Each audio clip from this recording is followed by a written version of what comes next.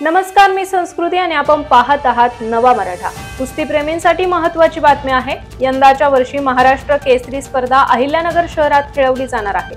या पार्श्वभूमीवर आज केंद्रीय नागरी विमान वाहतूक आणि सहकार राज्यमंत्री मुरलीधर मोहोळ यांच्या हस्ते कैलासवासी बलभीम अण्णा जगताप क्रीडा नगरी वाडिया पार्क येथे महाराष्ट्र केसरी स्पर्धा मैदानाचे मातीपूजन करण्यात आले। यावेळी कुस्तीला नवे वैभव मिळवून देण्यासाठी सर्वांनी मिळून एकत्रित प्रयत्न करावे असे आवाहन मुरलीधर मोहोळ यांनी केले। तसेच अहिल्यानगर जिल्ह्याला कुस्तीची वैभवशाली परंपरा आहे, त्यामुळे इथे होणारी महाराष्ट्र केसरी स्पर्धा निश्चितपणे मोठी आणि यशस्वी होईल। खाशाबा जाधव यांच्यानंतर ऑलिम्पिकमध्ये पदक मिळवणारा पैलवान आपल्याकडे झाला नाही, त्यामुळे अशा स्पर्धेतून कुस्तीमध्ये देशाचे नेतृत्व करणारे कुस्तीगीर घडवण्याची गरज आहे। स्पर्धेचे यशस्वीपणे आयोजन झाल्यास कुस्तीगीरांना प्रेरणा मिळते। अहिल्यानगरमध्ये होणारी स्पर्धा कुस्ती क्षेत्राला नवी ऊर्जा देण्यात यशस्वी ठरेल असा विश्वास त्यांनी व्यक्त केला। तर पाहूयात मुरलीधर मोहोळ नेमकं काय म्हणाले। यंदा महाराष्ट्र केसरी कुस्ती स्पर्धेच्या अधिवेशनाचं 69वं वर्ष आपा बरोबर आहे ना, 67वं वर्ष आणि या स्पर्धा हे अधिवेशन आपल्या अहिल्यानगर जिल्हा कुस्तीगीर संघाच्या माध्यमातून या मैदानावरती होत आहेत। दिनांक 29 जानेवारी ते 2 फेब्रुवारी दरम्यान होणाऱ्या या स्पर्धेच्या आखाडा पूजन माती पूजनाच्या निमित्ताने आपण सर्वजण या ठिकाणी एकत्र आलायत।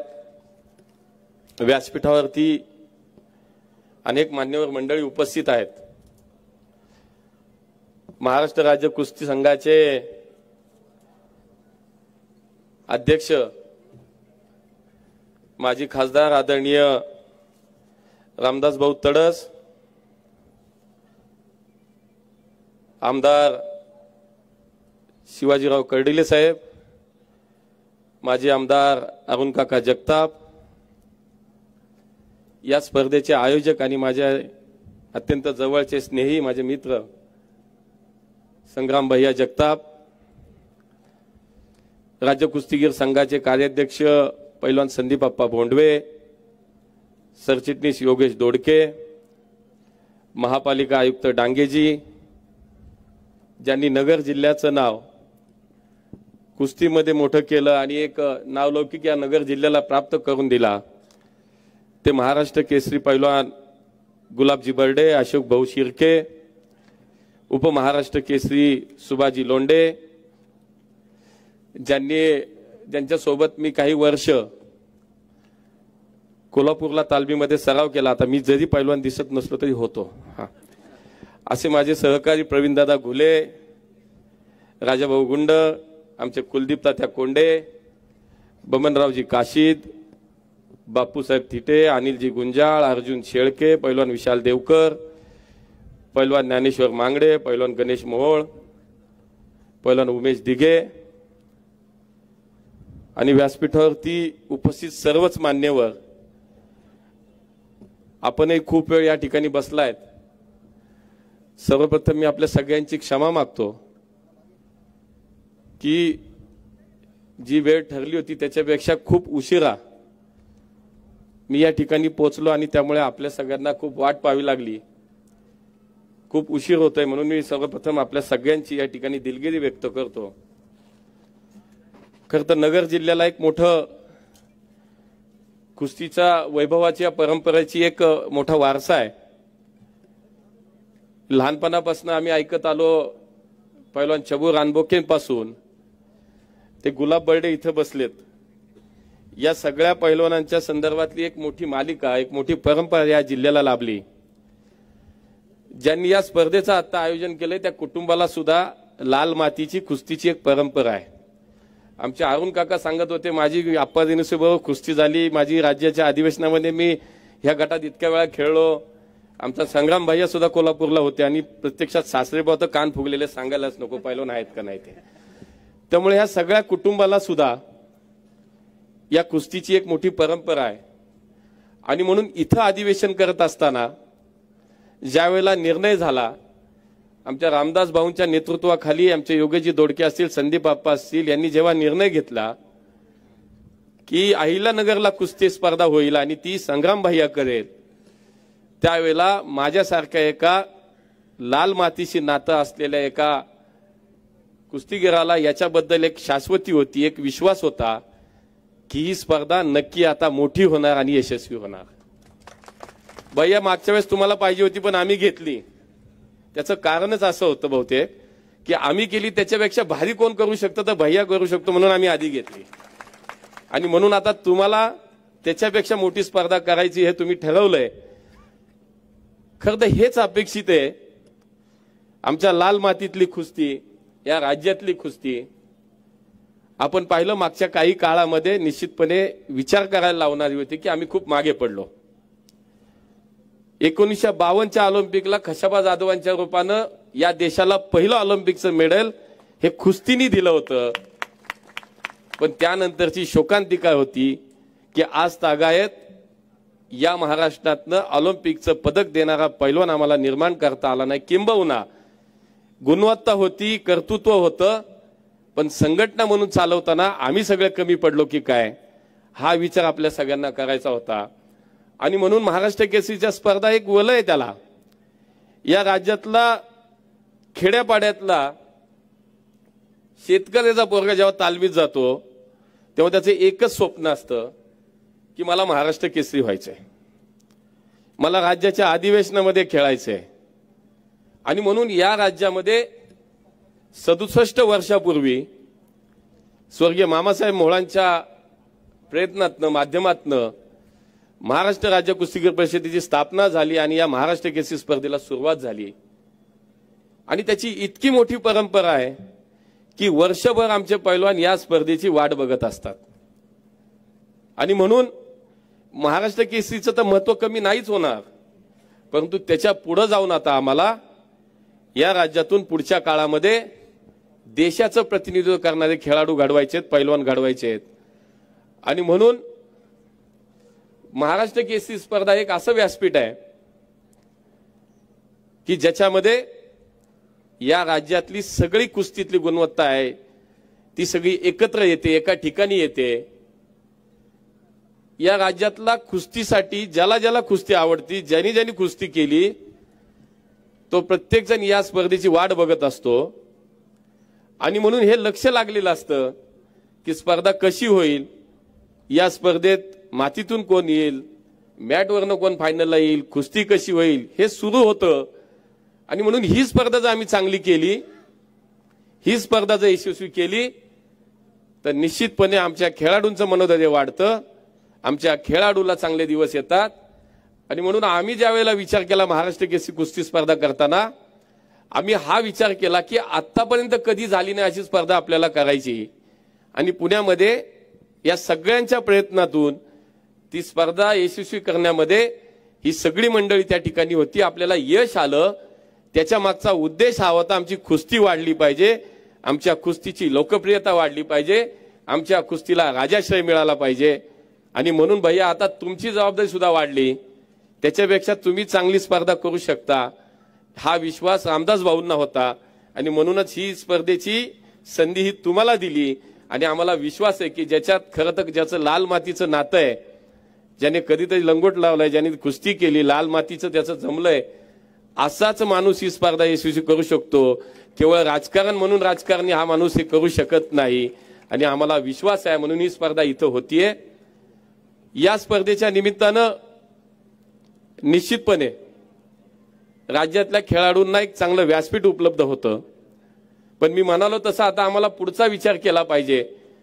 आणि म्हणून महाराष्ट्र राज्य कुस्तीगीर संघाच्या माध्यमातून अनेक प्रयत्न आता सुरू आहेत. आणि जे रामदास भाऊंनी आपल्या भाषणामध्ये या ठिकाणी सांगितले, खरं तर राजाश्रयचा विषय झाला. माननीय देवेंद्रजींच्या काळामध्ये 14 ते 19 मध्ये ते राज्याचे मुख्यमंत्री होते. आणि त्या काळामध्ये या राज्यातल्या 3 पैलवानांना, राहुल आवारे, विजय चौधरी, नरसिंग यादव, यांना थेट राज्य सरकारच्या सेवेमध्ये आज पोलीस खात्यामध्ये डीवायएसपी म्हणून त्या ठिकाणी नोकरी देण्याचं काम त्यावेळेला देवेंद्रजींनी केलं. त्याच्या मागे उद्देश हाच होता की या राज्यातली कुस्ती वाढली पाहिजे. शेवटी हा आमचा मातीतला खेळ आहे, आमच्या महाराष्ट्रातल्या मातीतला खेळ आहे. आणि त्याला पुढच्या काळामध्ये एक त्याला नवसंजीवनी देण्याच्या निमित्तानं आम्ही सगळ्यांनी आता काम केलं पाहिजे। आणि म्हणून मागच्या अधिवेशनामध्ये आम्ही त्यांना विनंती केली की महाराष्ट्र केसरीच्या कुस्ती स्पर्धेसाठी जेमतेम 25 ते 30 लाख रुपये राज्य सरकार देतो। त्यांनी विचारलं किती दिले पाहिजे, आम्ही म्हणलं 1 कोटी तरी द्या। आणि म्हणून राज्य सरकारच्या वतीनं आता या महाराष्ट्र केसरी कुस्ती स्पर्धेला 1 कोटी रुपये सुद्धा आता मिळायला लागले। आमचे महाराष्ट्र केसरी पैलवान, आमचे हिंद केसरी पैलवान, खरं तर ग्रामीण भागात आम्ही सगळे येतो आणि ही कुस्ती सोडल्यानंतर आज महाराष्ट्र केसरी झाले, हिंद केसरी झाले तर नाव लौकिक होतं, कौतुक होतं, सगळं होतं। पण काही ठिकाणी दुर्दैवानं आमच्या ह्या काही कुस्ती क्षेत्रातल्या काही खेळाडूंच्या बाबतीत आपण पाहिलो आर्थिक परिस्थिती खालवलेली असल्यानंतर त्याच्या उपजीविकेपर्यंत त्याचा प्रश्न निर्माण होता। अशा अनेक उदाहरणं आपण पाहिली। आणि म्हणून रामदास भाऊंनी आम्ही सगळ्यांनी हा विचार केला की त्याच्यामध्ये सुद्धा मानधन वाढवण्याचा निर्णय साहेब आपण करा। आणि म्हणून महाराष्ट्र केसरी, हिंद केसरीच्या विषयात सुद्धा आज मानधन वाढवण्याचा निर्णय माननीय देवेंजींनी केला। आणि म्हणून आता या राज्यातला मुख्यमंत्री सुद्धा आपल्याला एक कुस्ती प्रेमी मिळाला आहे। भैयांनी त्यांनाही आमंत्रण दिलेलं आहे आणि त्यामुळे या बक्षीस समारंभाला सुद्धा राज्याचे मुख्यमंत्री या ठिकाणी येणार आहेत। मुख्यमंत्री आहेत राज्याच्या, महाराष्ट्र राज्याच्या ऑलिम्पिक संघटनेचे अध्यक्ष अजितदादा आहेत। आणि त्यामुळे आता आपल्याला खरं तर काही चिंता नाही, पण आपण काय करणार हा एक मला असं वाटतं की आता आपल्याला याच्यावरती विचार करावा लागेल। या राज्यातली कुस्ती वाढवायची आहे, पुन्हा एकदा खशाबा जाधवांची आठवण या देशाला करून द्यायची असेल तर आम्हाला आता कुस्तीसाठी सगळ्यांना सर्वस्वपणाला लावलं पाहिजे। आणि म्हणून आम्ही सगळे तर करतोयच, पण या राज्यातल्या जेवढे कुस्तीप्रेमी आहेत त्या सगळ्यांना सुद्धा या पुढच्या काळामध्ये आपण निश्चितपणे एकत्र करण्याचा विचार करतोय। आणि म्हणून ही स्पर्धा तर खूप चांगली होणार आहे, त्याच्याबद्दल कुणाच्याच मनात शंका नाही।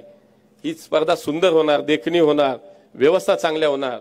शेवटी कशावरती असतं, आमचा आलेल्या पैलवानाला राहायची व्यवस्था चांगली झाली, त्याला जेवण वेळेवर मिळालं, त्याला सगळ्या सुविधा योग्य ठिकाणी मिळाल्या आणि त्या स्पर्धेला जर प्रेक्षक जास्त चांगल्या संख्येने आले तर ती स्पर्धा यशस्वी झाली। आमच्या भगिनी या ठिकाणी बसल्यात, मी तुम्हाला सांगतो पुण्यातल्या अधिवेशनात फायनलला 15,000 महिला त्या फायनल बघायला त्या ठिकाणी उपस्थित होत्या। तेच आपल्याला या ठिकाणी सुद्धा आता करावं लागेल। आमच्या महिलांची कुस्ती सुद्धा भारतामध्ये आता खूप वाढली आहे। आमच्या अनेक उदाहरणं आपल्याला देता येतील की ज्या या देशाचं नाव ज्यांनी जगामध्ये मोठं केलं, अशा अनेक कुस्ती महिलापटू सुद्धा आपल्याला माहिती आहेत। आणि म्हणून कुस्ती हा आमचा श्वास आहे, लाल माती आमचा जीव आहे आणि म्हणून याच्यासाठी आम्हाला सगळ्यांना काम करायचंय। या ठिकाणी कर्डिले साहेबांनी सुद्धा सांगितलं की तुम्ही मंत्री झालाय आता याच्यामध्ये नक्की काहीतरी करा। साहेब मी तर आहेच आहे, पण मी तुम्हाला सांगतो की आमच्या भैयांना तुमच्याकडनं पण अपेक्षा आहे। आता तुम्ही सहकारी बँकेचे चेअरमन आहात, आता तुम्ही जर याला नाही जर काही मदत केली तर भैया मला सांगा, माझ्याकडे सहकार खाते आहे, हा माझ्याकडे सहकार खाते आहे बघा, मग जिल्हा बँक आपल्याकडे आहे आता। हा त्यामुळे विनोदाचा भाग बाजूला ठेवू, पण आपण सगळ्या कुस्तीवरती प्रेम करणारी माणसं एकत्र इथं आलोय। या कुस्तीला एक चांगले दिवस आले पाहिजेत।